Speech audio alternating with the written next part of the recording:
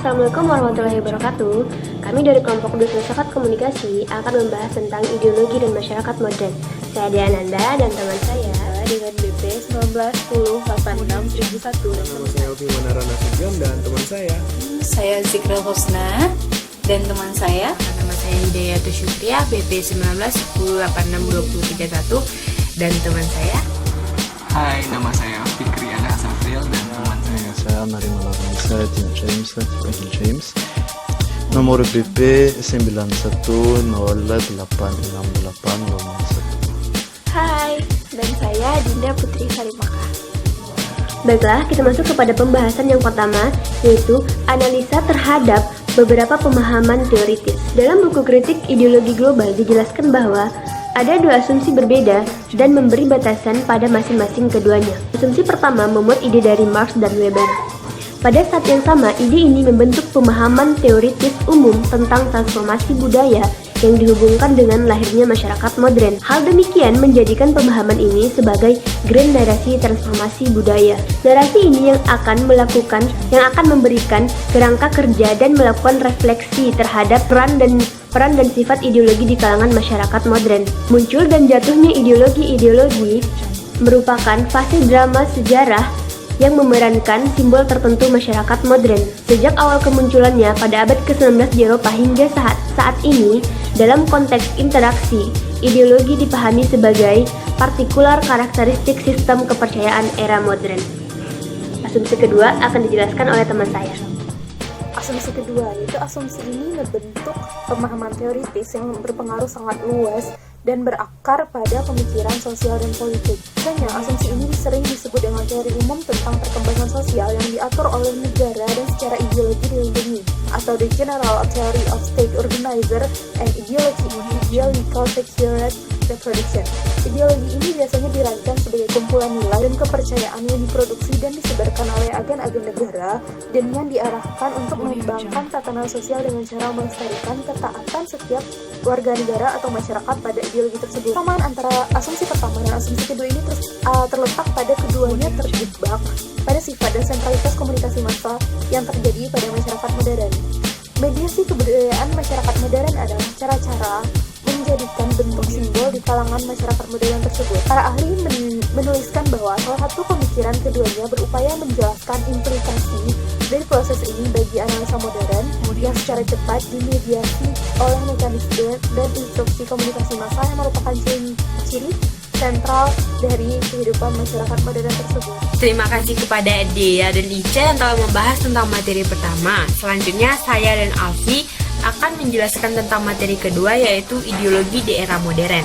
Nah, ungkapan ini dimulai dengan adanya transformasi budaya yang memunculkan masyarakat modern. Fungsi ini dijadikan sebagai teori umum untuk menjawab persoalan seputar sosial dan politik, terutama yang berkaitan dengan peran ideologi di kehidupan masyarakat modern. Elemen dasar narasi transformasi budaya ini dapat dilihat dalam tulisan Marx dan Weber. Narasi ini membuat ideologi memainkan perannya sebagai sistem kepercayaan sekuler yang muncul saat terjadi kematian atau penurunan kepercayaan terhadap agama dan kekuatan magis dengan tujuan dapat memobilisasi tindakan politik di dunia yang sudah kehilangan tradisi ini.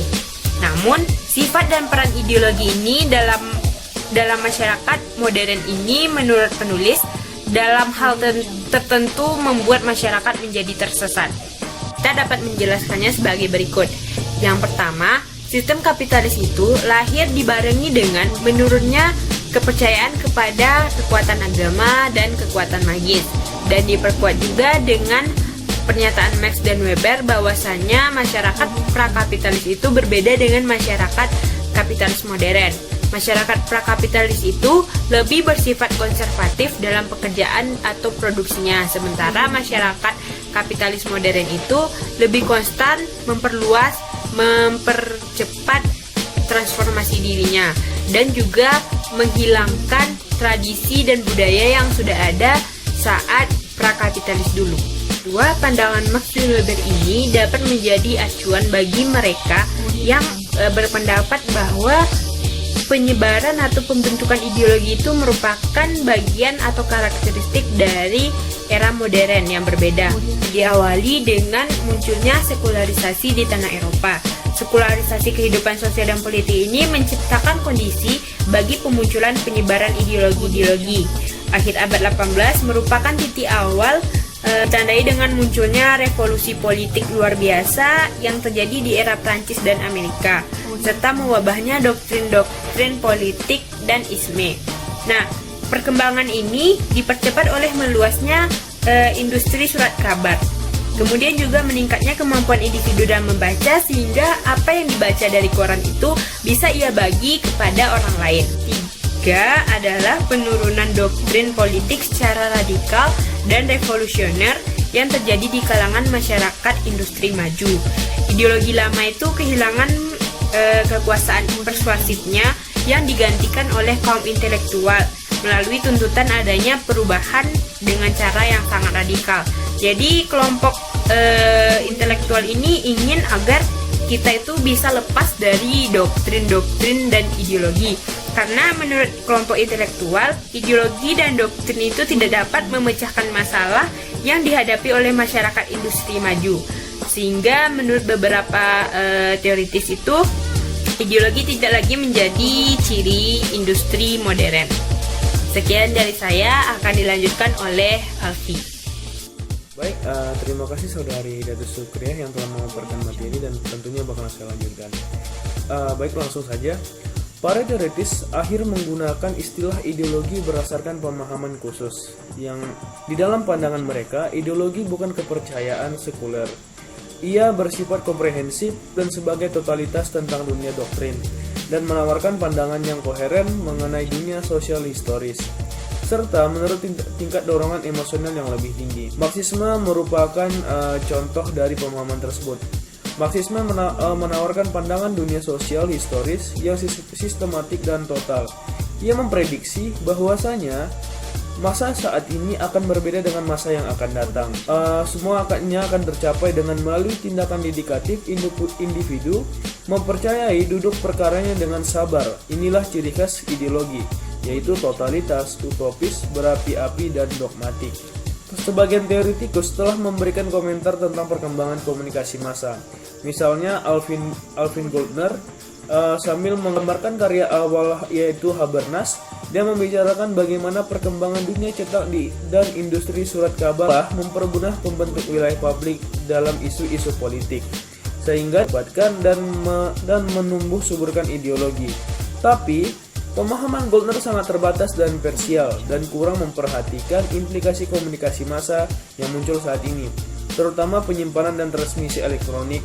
Dan pada akhirnya Goldner cenderung memahami ideologi sebagai sistem simbol yang berbeda yang mewujudkan dalam bentuk tulisan yang diarahkan sebagai wacana rasional yang tertulis untuk menjiwai bayang-bayang publik tentang rekonstruksi sosial.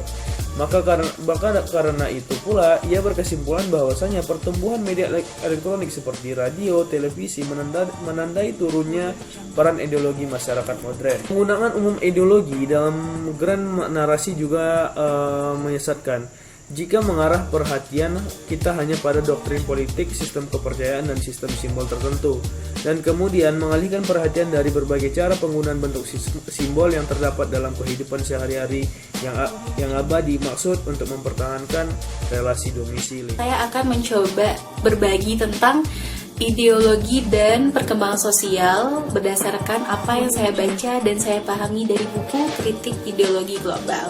Nah, pada buku Kritik dan Ideologi Global tersebut ada 3 hal yang menjadi rekonstruksi dari perkembangan sosial itu sendiri. Yang pertama, perkembangan sosial itu membutuhkan perkembangan kondisi material kehidupan dan juga perkembangan nilai dan kepercayaan yang ditawarkan secara kolektif dalam suatu tatanan sosial.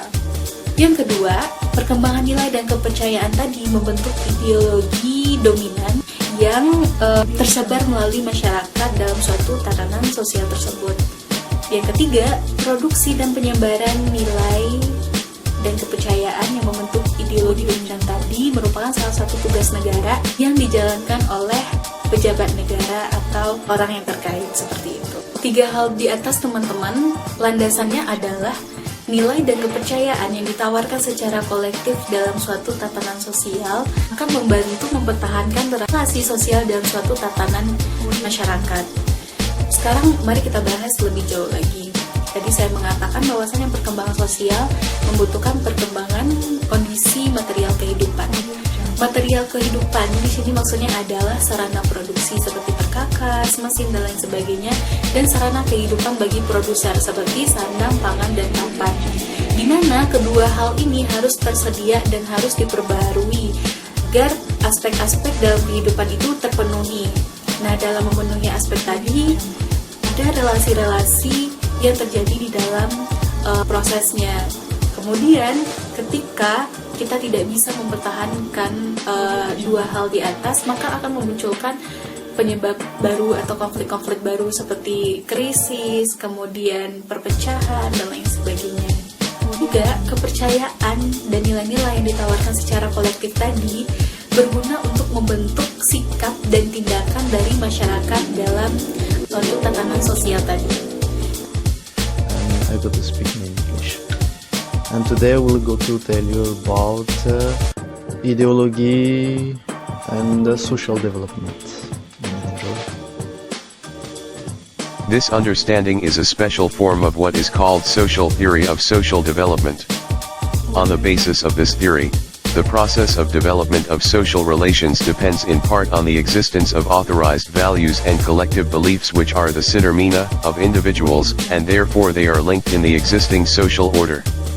This theory contains several variants, but we can distinguish only two main forms of variation: the fundamental consensus theory that maintains that there are fundamental values and beliefs in freedom, democracy, justice, parliamentary sovereignty, and others, that are widely accepted and voluntary, and the differentiated consensus theory that focuses less broadly and is voluntary, and the differentiated consensus theory that focuses less broadly and is voluntary, and the differentiated consensus theory that focuses less on fundamental values and beliefs, but emphasizes the importance of values and beliefs that are certain only in the roles and positions of individuals who have different divisions of labor. Terima kasih kepada James dan Husna yang telah menjelaskan bagian sebelumnya. Sekarang kita lanjut kepada bagian kritik industri budaya. Nah, sebelumnya teman-teman udah pada tahu belum industri budaya itu apa? Nah, industri budaya itu merupakan sebuah proses yang telah melahirkan komodifikasi bentuk-bentuk budaya, teman-teman. Industri budaya sendiri merupakan istilah yang dipakai oleh Horkheimer dan juga Adorno untuk mengacu kepada bentuk-bentuk komodifikasi budaya yang terdapat pada abad 19 dan juga pada awal abad 20 nih teman-teman. Apa aja itu? Contohnya ialah film, televisi, radio, surat kabar, dan juga majalah. Horkheimer dan Adorno di sini berpendapat bahwasannya munculnya industri-industri hiburan seperti ini akan menyebabkan terjadinya standarisasi dan rasionalisasi bentuk budaya, dan proses seperti ini pada gilirannya akan menyebabkan kemampuan individu lemah dan juga berpikir dan juga bertindak secara kritis dan juga otonom, teman-teman. Kenapa bisa seperti itu? Nah, industri budaya dibentuk tidak memiliki independensi, teman-teman. Alias, industri budaya dibentuk hanya untuk menyesuaikan dan juga untuk mencerminkan suatu realitas sosial yang dikembangkan tanpa dasar kebutuhan eksplisit akan independensi itu sendiri, teman-teman. Dan juga penuh dengan kuasi independen, yaitu perlu banyak justifikasi dan juga pembelaan-pembelaan di sana. Budaya komoditas atau budaya industri ini juga menghasilkan budaya massa nih, teman-teman, yang mana dapat menstrukturkan kejiwaan manusia menjadi kompromis. Nah, oleh sebab itu kebudayaan masa kini tidak dapat menjadi reflektif demi keberlangsungan masa depan, teman-teman. Nah, dalam pandangannya juga Horkheimer dan Adorno berpendapat bahwasanya perkembangan industri budaya zaman sekarang merupakan suatu proses yang dapat menjadikan individu lemah dan kurang mampu berpikir bebas serta bergantung pada proses sosial yang di luar batas atau di luar kontrol suatu individu. Nah, di sini seperti membenarkan oleh Alex Weber yang berpendapat sangkar besi. Nah, sangkar besi ini kemudian dirasionalisasikan atau dibirokratiskan menjadi sistem besi. Apa sih itu maksudnya? Nah, sangkar besi ini seakan-akan menggambarkan zaman sekarang, teman-teman. kita seperti berada di dalam sangkar besi. Nah, besi ini merupakan teknologi teman-teman, jadi kita sendiri dibatasi dan juga dikekang oleh teknologi yang kita temui. Baiklah, di sini saya akan menjelaskan tentang transformasi wilayah publik. Dalam buku Kritik Ideologi, di dalam buku tersebut menggunakan pemahaman dari Habermas, yaitu karyanya yang berjudul The Structural Transformation of the Public Sphere. Di dalam kermas ini berpendapat bahwa sekalipun perbedaan publik privat diambil dari Yunani klasik, tetapi di dalam argumennya Habermas ini ada 4 poin argumen yang menjadi titik fokus. Yang pertama, gagasan tentang feodalisasi wilayah publik. 2, ada konsepsi resipen sebagai konsumen. Yang ketiga, ada pemahaman Habermas tentang ideologi baru. Yang keempat, ada relevansi kontemporer gagasan tentang wilayah publik. Tapi dalam pemikiran Habermas ini ada beberapa kelemahan.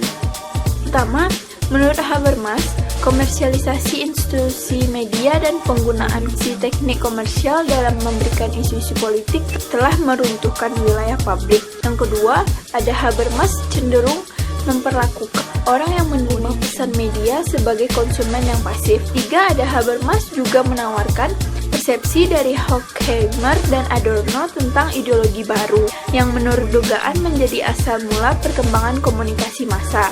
Keempat, ada pemahaman Habermas tentang transformasi wilayah publik dan menyebutkan 4 persoalan yang muncul dari studi ini. Habermas mengakui bahwa masyarakat industri telah banyak berubah dan tidak dapat keraguan lagi tentang kemungkinan terbangunnya kembali wilayah publik kaum berjos. Sekalipun karya awal Habermas tentang transformasi struktural wilayah publik tidak menawarkan satu pemikiran yang memuaskan pada berlangsungnya proses tersebut, tapi ia menjadi kontribusi yang berharga terutama untuk mengamati perkembangan yang dianggap urgent. Terima kasih. Saksikan video presentasi kami. Semoga dapat dipahami. Semoga bermanfaat Untuk kita semuanya, jika ada hal yang tidak dimengerti, kita bisa berdiskusi dan jangan lupa untuk tetap di rumah aja karena Indonesia masih dilanda virus corona. Stay safe everyone. Dadah. Dadah. Dadah.